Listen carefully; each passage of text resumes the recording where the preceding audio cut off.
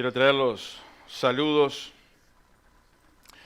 de Elizabeth. Estuve compartiendo ahí la cena del Señor con ella. Y bueno,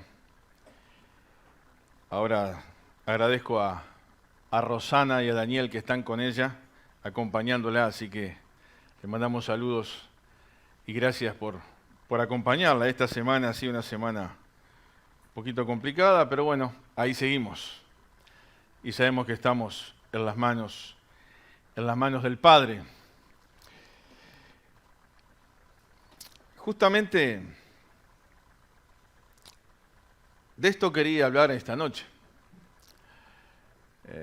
Por supuesto que hoy una de las expresiones que más se escucha es Feliz Día del Padre. Y gracias a Dios por aquellos que lo tenemos todavía, ¿no? Es bueno mirar a mi derecha y ver que están los dos ahí. Padre y madre, ¿no? Aclaro porque hoy en día hay que aclararlo bien eso también. Pero sin duda este es un tema que en lo personal siempre le he rehuido hablar un poco de él porque, bueno, no tengo la autoridad de ser padre. Pero estaba pensando en algunas cosas que en realidad la autoridad la tiene la Biblia. Y después hice una lista de cosas que me di cuenta que hay tantas cosas que uno no podría hablar porque la autoridad de todas las cosas que uno habla no la tiene. Y que cuando uno expone la palabra de Dios y habla, es uno de los que primero tiene que aprender, aplicar, ser desafiados para después poder enseñar y compartir con otros. Abro un paréntesis y miro a propósito el reloj. Les prometo que no voy a ser tan largo como la última reunión, porque cuando vi la grabación después en el canal me asusté, ahí no me di cuenta en el momento. Así que prometo que esta vez no va a ser así. Pero estaba pensando en esta expresión, Padre. Y Pablo, cuando empezaba la cena del Señor, mencionaba esa palabra, ese Dios como Padre. Quizás no tanto pensar en la palabra en sí, sino en el concepto, en todo lo que encierra cuando Dios se autodenomina, por así decirlo, Padre, y toma esa figura para que nosotros, humanamente hablando, podamos entender esa relación que nosotros podemos llegar a tener con Él, y esa relación se traspasa directamente a la iglesia, a nosotros, al hombre, por decirlo de alguna manera, más allá de lo que es la iglesia. Entonces Dios es Padre. Dios es creador, es sustentador. Dios es cuidador, el que tiene cuidado especial de cada uno de nosotros. Y cuando uno empieza a mirar esas facetas de Dios, en definitiva, Dios se describe como Padre, describe ese concepto de Padre y lo quiere trasladar a que la humanidad también tenga bien arraigada ese concepto de lo que es Padre y que realmente lo viva como Dios quiere. Pero sin duda que hoy es una de las palabras más castigadas. Hoy el lugar de padre en nuestra sociedad ha pasado a un segundo, tercer, cuarto plano. Es más, hasta se ha desprestigiado esta palabra. Y hay muchas razones por las cuales uno puede pensar en esto. Pero saben, la iglesia tiene que reivindicar esta palabra Padre. Y aquellos que tienen el privilegio de ser padres, tienen que tener bien claro qué es lo que Dios quiere. Y como Dios quiere que se ejerza esa paternidad. Pero que para nada está desprendida de lo que es la maternidad, por así decirlo. Porque la sociedad nos ha querido llevar arraigar este pensamiento en nosotros de que el padre es una cosa y que la madre es otra cosa. Y uno podrá decir, como cosas Si cosificamos a las personas, bueno, sí son diferentes, pero gracias a Dios que las personas no son cosas. Cada uno tiene un rol. Y dice la Biblia que somos creados a imagen y semejanza de Dios. Por eso no somos cosas. Es Dios en el ser humano. Y el ser humano como creador. Dios como creador del ser humano. Ahora, no en vano, hoy en día estamos mirando y vemos cómo está nuestra sociedad con respecto a esta palabra. Estaba mirando, uno va varios años atrás, antes de los 90, y allá aparece un congreso como escondido en el Cairo, donde empiezan a trabajar sobre un nuevo pensamiento e ideología de género. Es increíble dónde nace esto, ¿no? En el mundo árabe. Y poco tiempo después todo eso empieza a recorrer varios países y terminan en tiempos más cercanos ahí la zona del Foro de San Pablo. Y después se traslada a México, el Foro de Puebla. Y cuando uno empieza a mirar todas esas cosas, ve que hay la palabra que se utiliza hoy en día, ¿cuál es? Una deconstrucción de la familia. Deconstruir. Cuando nosotros tenemos que pensar que en realidad esto es un objetivo específico de destruir lo que Dios creó. Y cuando uno va atrás en la historia, dice, qué raro que pueblos tan cercanos al pueblo de Dios sea de donde empieza a aparecer determinadas cosas que se levanta directamente contra ¿qué? Contra el pueblo de Dios, contra Dios.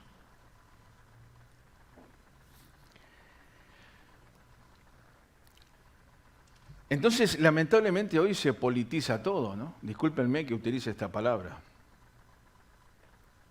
Y no hablo de política, hablo de principios y de valores. Y lo hemos dicho muchas veces. Si uno está en contra del matrimonio igualitario, entonces sos un fascista de derecha. Y si uno está a favor del matrimonio igualitario, entonces sos alguien de izquierda. No tiene nada que ver eso. Hay principios que están en la Biblia, que están en la palabra de Dios, que el creyente tiene que ir por el camino donde tiene que caminar por ese camino, valga la redundancia, que Dios ha establecido. Y lo que Dios llamó pecado en la antigüedad, ¿cómo lo sigue llamando hoy? Lo sigue llamando pecado. Por más que las sociedades quieran cambiar, inventen un montón de nombres. Pero tú y yo estamos para hablar acerca y sostener acerca de la verdad de Dios y no negociar con ella, aunque cueste muchas veces.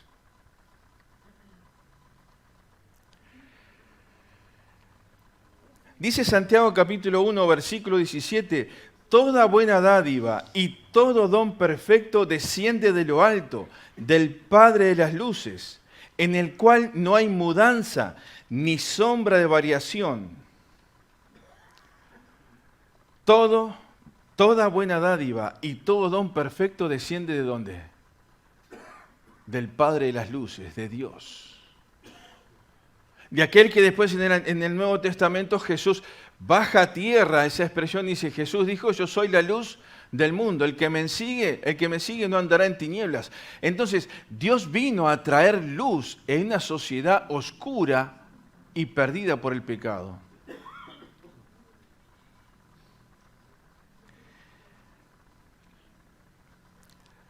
Este versículo dice varias cosas, ¿no? En el cual no hay mudanza. No quiere decir que no se muda de lugar a otro, sino significa que no cambia. Y Dios no cambia.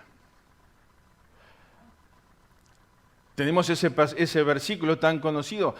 Jesucristo dijo, yo soy el mismo hoy, ayer y por los siglos.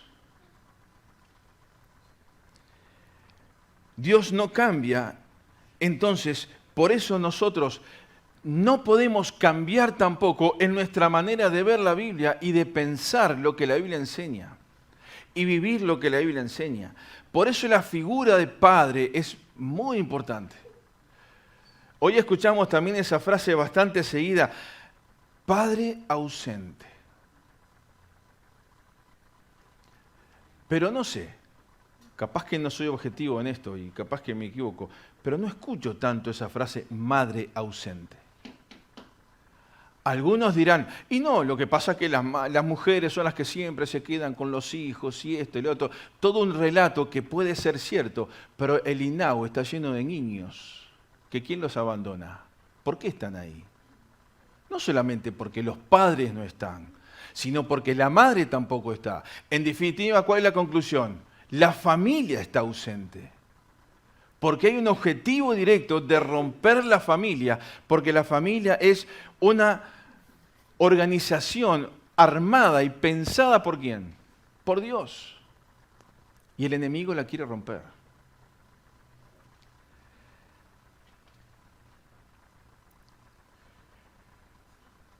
En Romanos capítulo 8, versículo 15 dice, pues no habéis recibido el espíritu de esclavitud para estar otra vez en temor, sino que habéis recibido el espíritu de adopción por el cual clamamos, Abba Padre.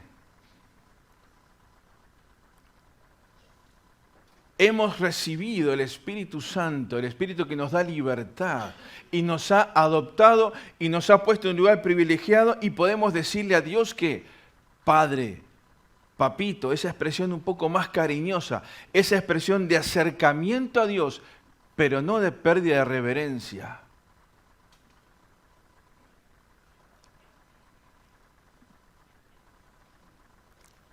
Nunca podemos perder de vista, cuando nos acercamos a Dios, ¿a quién nos estamos acercando?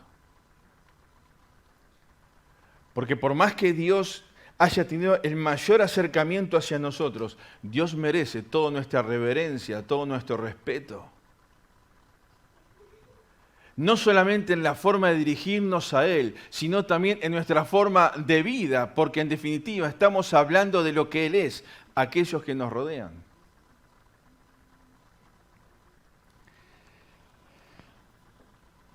Ahora, me gustaría que me acompañaran ahí a Deuteronomio capítulo 6. Deuteronomio capítulo 6, versículo 4.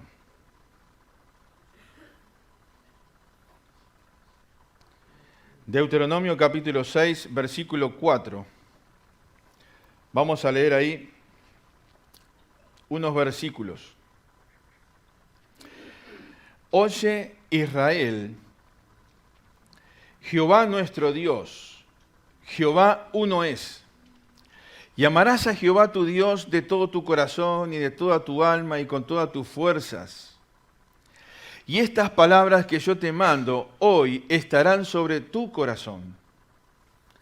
Y las repetirás a tus hijos y hablarás de ellas, estando en tu casa y andando por el camino, al acostarte y cuando te levantes, y las atarás como una señal en tu mano, y estarán como frontales entre tus ojos, y las escribirás en los postes de tu casa y en tus puertas. Versículo 7, y le repetirás a tus hijos. Versículo 5, y amarás a Jehová tu Dios de todo corazón.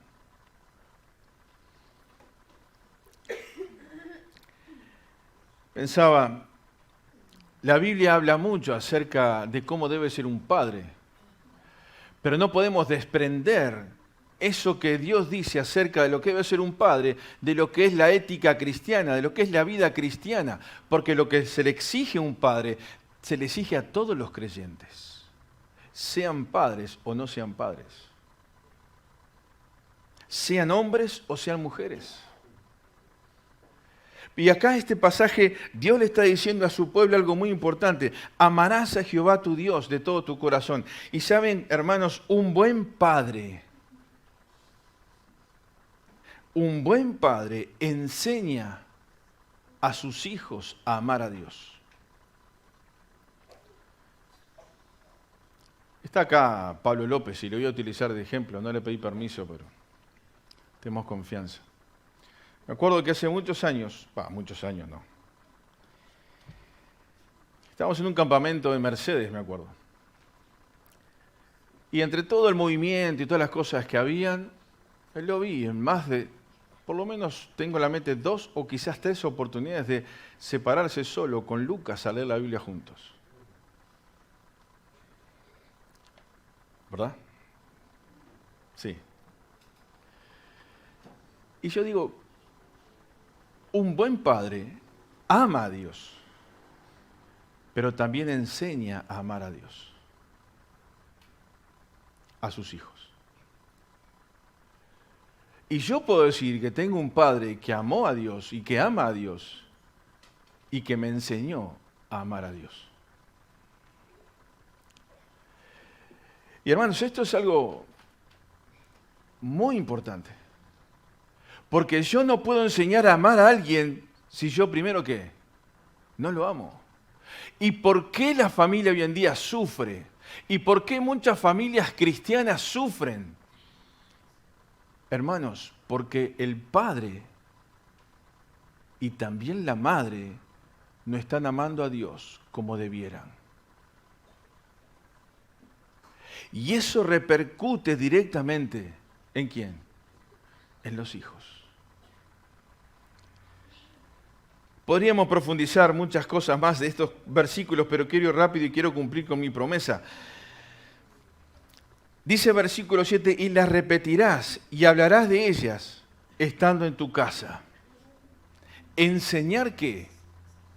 Enseñar la palabra de Dios. Pero no solamente con palabras, sino también con qué? Con hechos. Con hechos. No podría contar muchos ejemplos e historias acerca de esto. Pero lo vamos a dejar ahí. Marcos capítulo 12, versículo 31. Un buen padre tiene otra característica que le agrega a este versículo que leímos. Marcos capítulo 12, versículo 31 dice lo siguiente. El 30, ¿se acuerdan lo que lo leímos en Deuteronomio? Prácticamente, aquí Jesús le agrega algo más. Y el amarle con todo el corazón, con todo el entendimiento, con toda el alma y con todas las fuerzas, y amar al prójimo como a ti mismo. Bueno, tenía que haber leído el versículo 30, leí el 33. Y amarás al Señor tu Dios con todo tu corazón y con toda tu alma y con toda tu mente y con todas tus fuerzas.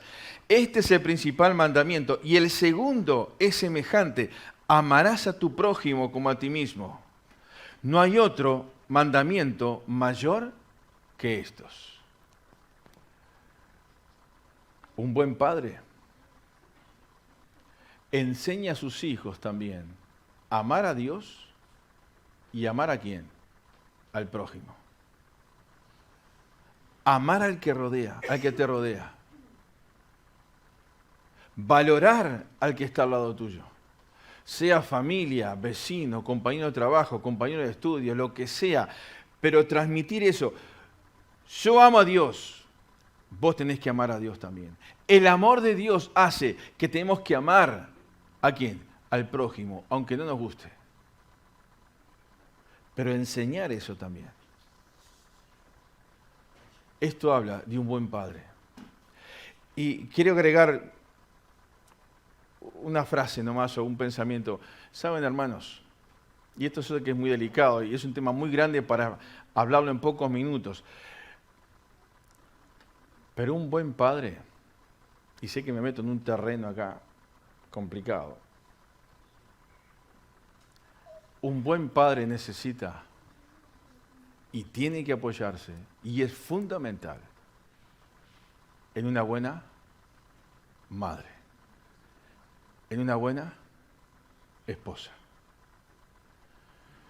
Porque estas cosas si los queremos hacer como Dios manda y como estuvo en el origen, en el pensamiento de Dios, el padre y la madre tienen ese rol fundamental. Claro, nosotros hablamos ahora de esto y uno dice, bueno, Alejandro, por eso es como el mundo ideal que Dios planeó. Pero cuando uno mira la realidad, ve que lamentablemente vemos hermanas, vemos mujeres solas luchando para llevar adelante su hogar. Sí, está bien, y hay que animarlas, y hay que fortalecerlas, y hay que acompañarlas, y hay que ayudarlas. Pero tenemos que ver cuál es el plan original de Dios. Acá hay muchos hermanos solteros, muchos jóvenes.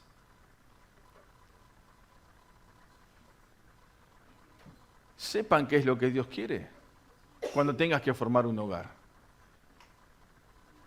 Dios quiere un hombre y una mujer que amen a Dios y que enseñen a sus hijos a amar a quién? A Dios, y que enseñen a sus hijos a amar al prójimo. Y cuando aprendemos a amar al prójimo, vemos la necesidad del otro. Y ese es el espíritu de la iglesia, el espíritu de la familia, poder ayudarnos mutuamente, poder avanzar. Yo sé que estos son terrenos muy delicados porque hay realidades muy diferentes. Y quien tiene un poco de conocimiento de la iglesia sabe que hay situaciones muy diferentes. Pero no estamos juzgando a nadie, simplemente estamos diciendo, Dios dice esto. Muchos han venido a Cristo ya con una historia. Y Dios no recrimina esa historia. Dios dice, desde el momento en que recibiste a Cristo, bueno, ahora, mirá, yo quiero aplicar estos principios, estos valores en tu vida para tratar de ordenar tu vida lo mejor posible a esta realidad. ¿Y cuántas vidas Dios ha bendecido? ¿Cuántas vidas que han decidido ordenar su situación y obedecer a Dios y Dios les ha bendecido? Otras veces, otros casos quizás no han salido como Dios espera. Lo que sí, una cosa tengo que tener bien claro, hermanos, que la culpa no es de Dios. Si las cosas no salen como Dios quiere, ¿la responsabilidad es de Dios? No. Miren, yo no leí un versículo que es más complicado, pero Malaquías capítulo 2, versículo 10, está hablando el pueblo entre sí, y dice, el pueblo judío, el pueblo de Dios, dice, ¿no tenemos todos un mismo Padre? ¿No nos ha creado un mismo Dios? Miren lo que dice. ¿Por qué pues nos portamos deslealmente el uno contra el otro, profanando el pacto de nuestros padres? ¿Qué pregunta, no? ¿Por qué? ¿Por qué somos desleales unos contra otros? Esto es, históricamente en la humanidad esto pasa. Ahora,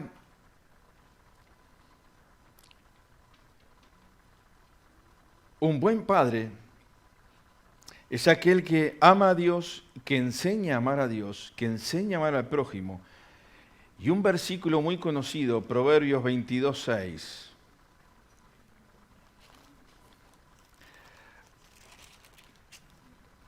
Instruye al niño en su camino, y cuando fuere viejo, no se apartará de él. Y pensaba acá con esto, hermanos,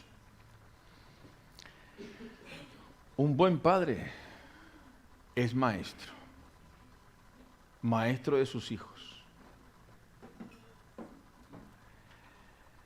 Y acá cada uno tiene que preguntarse esto. ¿En quién dejo yo la enseñanza de mis hijos?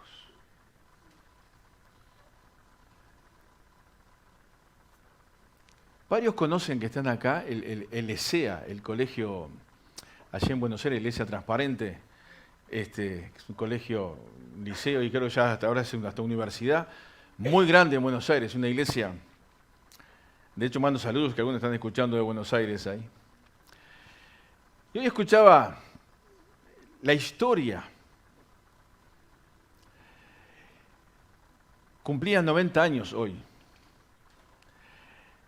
Y la historia, ¿por qué poner un colegio? Y todo lo que conocemos un poco de la obra, ahí sabemos la cantidad de colegios que hay en Argentina, tremendo, ¿no? Es que la conclusión fue cómo contrarrestar la enseñanza que reciben nuestros hijos de 1 hora en la escuela dominical los domingos de mañana a 5 o 6 días, 4, 5 o 6 horas, nuestros hijos en manos de quiénes. Y eso fue lo que empezó a calar hondo en el corazón de los hermanos hace casi 90 años atrás, para empezar, hasta poco después de iniciar la iglesia, que empezaron con eso.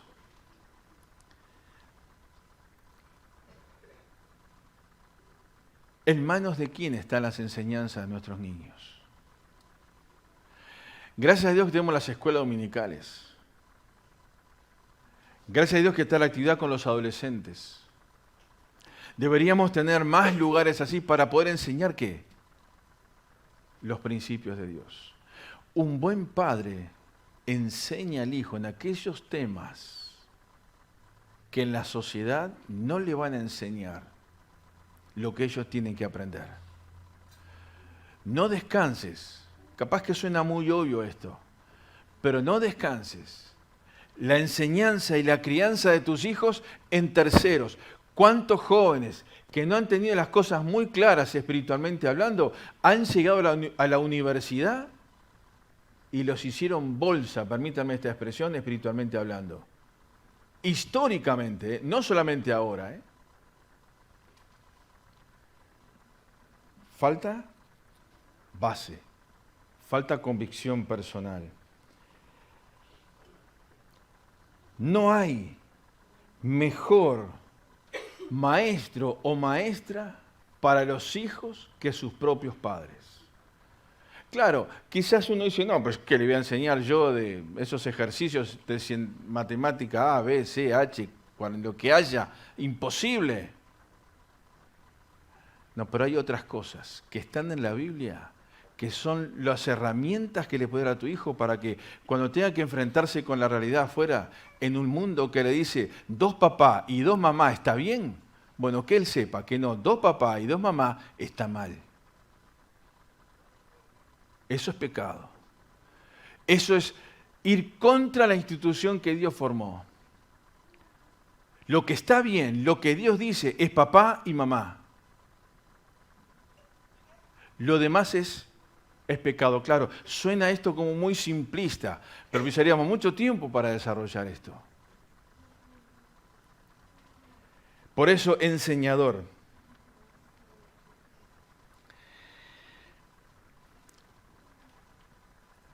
Segunda Tesalonicenses capítulo 3, versículo 10. Miren otra característica de un buen padre. Segunda Tesalonicenses capítulo 3.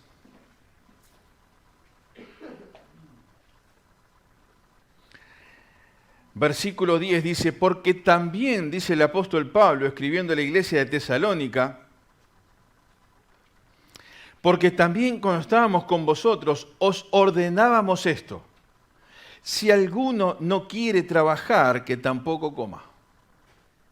Perdón, lo voy a leer correctamente. Si alguno no quiere trabajar, tampoco coma. Yo correctamente pues se le puse el qué, y no está el qué, está la coma. Y a veces lo leemos muy rápido este versículo, ¿no? Y nos damos cuenta que dice esta frase, el que no quiere, no dice el que no trabaja. Hay situaciones donde temas de enfermedad, temas de quedarnos sin trabajo, circunstancias temporales en la vida, puede pasar eso. Ahora, el que no quiere,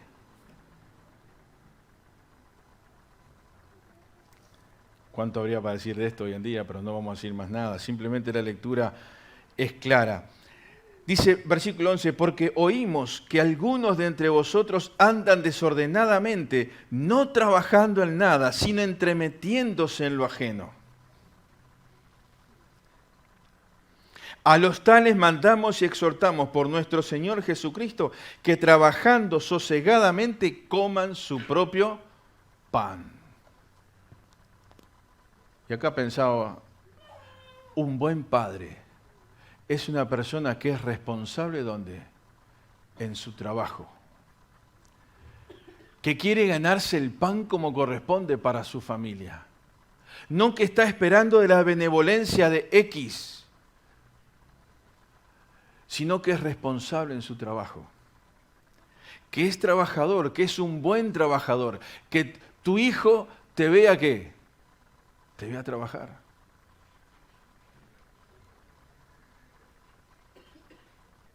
Y yo puedo decir, yo vi a mi padre trabajar. Y ves a mi madre también, por la duda, la tengo cerca, capaz que me dice algo. Pero sí, uno afuera y el otro sosteniendo, la otra sosteniendo, mamá sosteniendo la casa adentro. Ah, no, pero es un pensamiento machista, patriarcal. Por favor, con esa burla. Está bien si la mujer puede trabajar, perfecto. Pero está mal si el padre y la esposa y la madre trabajan, pero por trabajar desatienden a sus hijos. Sepan que eso delante de Dios, ¿cómo está? Está mal. Porque la responsabilidad siempre para cada familia, lo primero son sus hijos. Y esto lo dice la Biblia.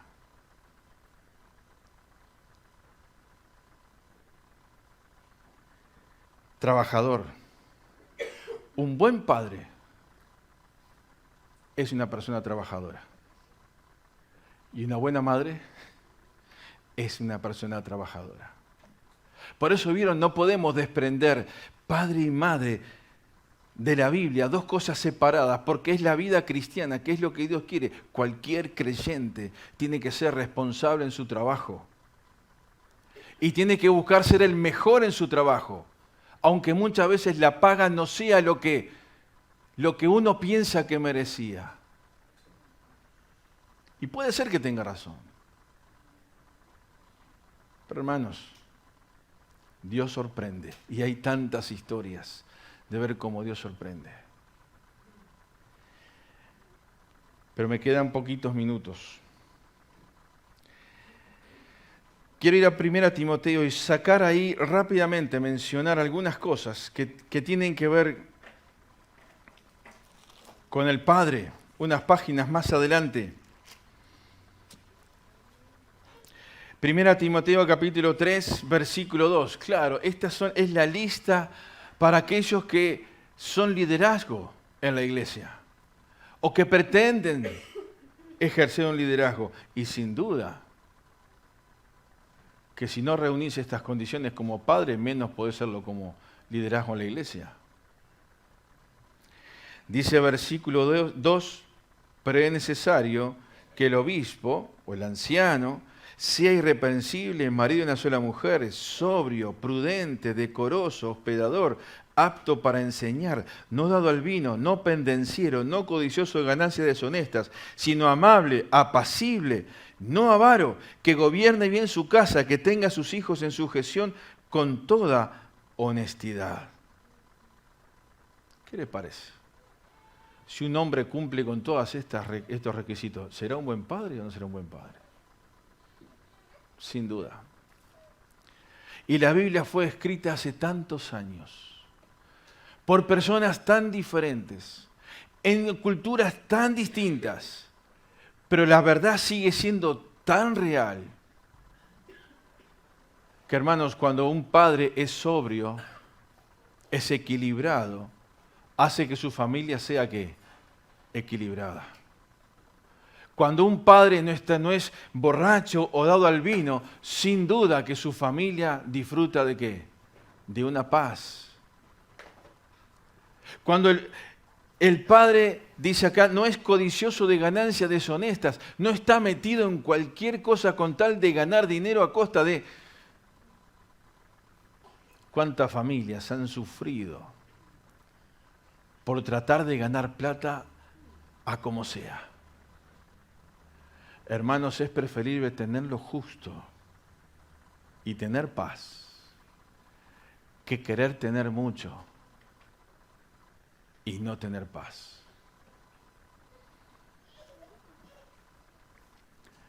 Y quiero terminar con el último versículo. Versículo muy conocido, Gálatas, capítulo 5, versículo 22 y 23. Mas el fruto del Espíritu es amor, gozo, paz, paciencia, benignidad, bondad, fe, mansedumbre, templanza. Contra tales cosas no hay ley. Un buen padre es aquel padre que puede manifestar de esta manera que el fruto del Espíritu Santo, que se manifiesta de esta manera. Amando, sin duda, teniendo gozo. ¿Es fácil estar alegre todo el día? ¿O todos los días? No, pero saben que la alegría no tiene nada que ver con el gozo. A veces se mezcla un poco estas dos cosas, por lo menos yo pienso así. Lo veo de esa manera. El gozo no tiene nada que ver con la alegría. La alegría es producida por cosas momentáneas, cosas pasajeros. Una buena noticia me causó una alegría y pasó la noticia y ya está. Ahora, el gozo es lo que te hace sentir paz y tranquilidad y tu alma equilibrada y en mansedumbre en un momento de mucha presión. En un momento que podemos decir, te podría saltar la chaveta, pero no salta. Uno puede sentir el gozo cuando dice, tengo ganas de largar todo, porque lo que me está pasando es totalmente injusto. Pero uno enfrenta eso ¿con qué? Con la presencia de Dios en nuestro corazón. Y eso es el gozo, que nos da esa sensación de paz, de tranquilidad, a pesar de los peores momentos que se nos pueden ocurrir y que podemos tratar de atravesar. Tendremos que atravesar. Todos los que estamos acá y los que están escuchando en su casa, que les mandamos saludos, que son unos cuantos que están escuchando. Sin duda, todos hemos pasado por momentos muy difíciles. Y algunos que son más jóvenes por ahí podrán decir, bueno, sí, yo todavía, pero prepárate. Porque van a venir. Y si más o menos alguno está diciendo, no, yo no soy tan joven, pero gracias a Dios se la estoy llevando bastante bien, bueno, cuidado. Porque de un momento a otro puede cambiar todo. De un momento a otro te fuiste a hacer un control de rutina al médico y puede cambiar todo. De un momento a otro salís a tomar un ómnibus y tenés un accidente y puede cambiar todo. De un momento a otro se te va un ser querido y puede cambiar todo. De un momento a otro las cosas no te salen como vos pensás que tenían que salir y puede cambiar todo. Pero el hombre que está aferrado a Dios, que manifiesta a través de estos frutos, de esta forma, el fruto del Espíritu Santo, puede decir, Señor, a pesar de lo que pueda estar pasando, puedo sentir el gozo de saber que soy un hijo tuyo, que soy creado por Dios, que soy creado por ti, para bendecir a otros, para vivir en este mundo demostrando que los valores y los principios de Dios son los principios que tenemos que sostener y vivir, aunque tenga un montón de presión que me quiera mover de eso.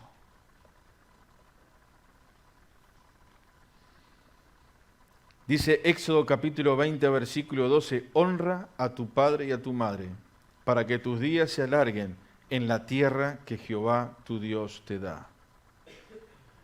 Honrar significa mostrar respeto y consideración hacia una persona. Y qué privilegio tenemos poder honrar a nuestros padres. Pero saben, hermanos, está el mandamiento de honrar. Pero qué bueno que es poder honrar no por obligación, sino por dignidad. ¿Se entiende la diferencia? Porque la persona es digna, porque su forma de actuar, de ser, de obrar, dice, qué bueno, puedo honrarlo por cómo es, por cómo actúa, por cómo me muestra a Dios, por cómo vive a Dios, por cómo ama a Dios, por cómo enseña a amar de Dios, amar a Dios, cómo enseña a amar al prójimo, cómo está pensando en el que necesita. Cuando una persona tiene estas características, decimos, podemos honrarla.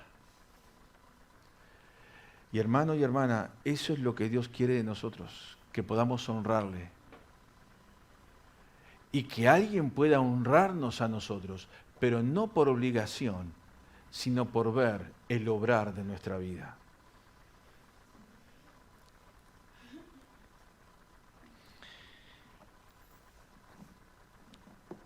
Y ahora sí termino de verdad. Quedan muchas cosas. Pero el Salmo 68, versículo 5 dice, Padre de huérfanos y defensor de viudas. Es Dios en su santa morada. Y ese es nuestro Dios. Ese Dios que se fija en el más débil. Porque la idea de huérfanos es alguien que está desamparado, quedó viuda. Quizás también en aquel contexto donde está escrita la Biblia, hoy hay algunas cosas que han cambiado, aunque hay algunas situaciones que igual siguen siendo complejas. Pero el Dios al que amo, el Dios al que sirvo, el Dios al que quiero seguir, es ese Dios que se preocupa por el más débil, que me cuida. Y querido, si querés ser un buen padre y una buena madre, tenés que tener las características de Dios. ¿Por qué? Porque Dios es Padre. Y nunca te olvides de esto. Amén.